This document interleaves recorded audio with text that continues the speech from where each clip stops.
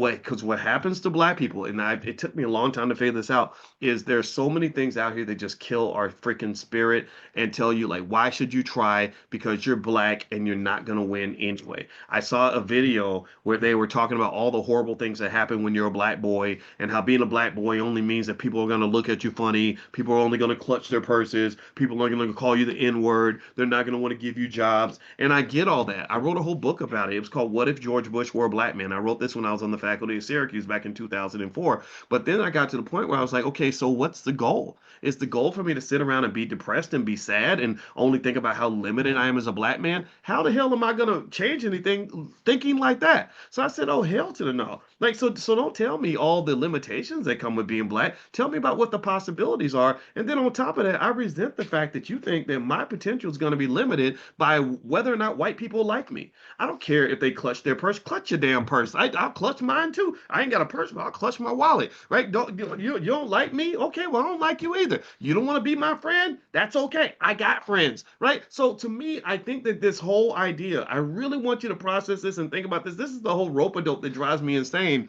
Is we are trained very early to be about as powerless as a hot dog with no bun. Like we are literally trained to be just sit there and be victims and to somehow falsely believe that the only way our condition can improve is if white people suddenly decide to be nice to us.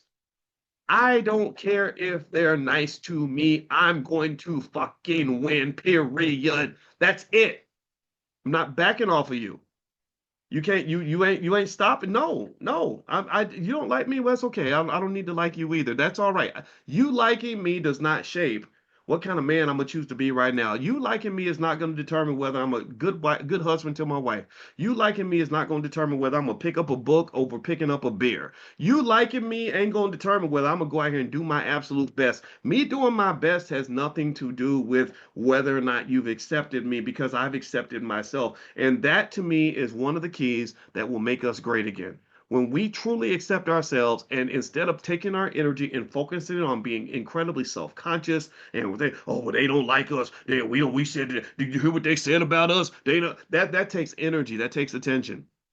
Instead, focus on what you're doing. Focus on where you're investing. Did you make your investments? Are you planning for your children? Are you picking up the book? Are you learning the skill? Are you preparing for the future? Or are you sitting back and letting the world decide which direction you're going to go? Because I can tell you for a fact, I make no I make no illusion of the fact that the world does not love your black ass. They just don't. The world does not like black people very much. But I don't think about it that often because I just don't care. I know that I love me and that's all I need. So love yourself and work hard for yourself, build for yourself. And the more you love yourself and the more you love them kids and the more you love your family, the more you're going to invest in that. You invest in the things that you care about. Like they have studies that say that people who live in apartments or drive a rented car, they don't take care of the car as well as they take care of the car when it's their own. Or when they live in an apartment, they don't take care of the apartment as well as they would take care of a house that they actually own. So when it comes to your family, if you love your family and you know that's yours, then you're going to invest in that. You're going to take pride in that. You're going to build on top of that.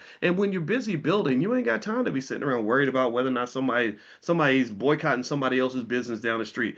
That ain't You ain't got time for that.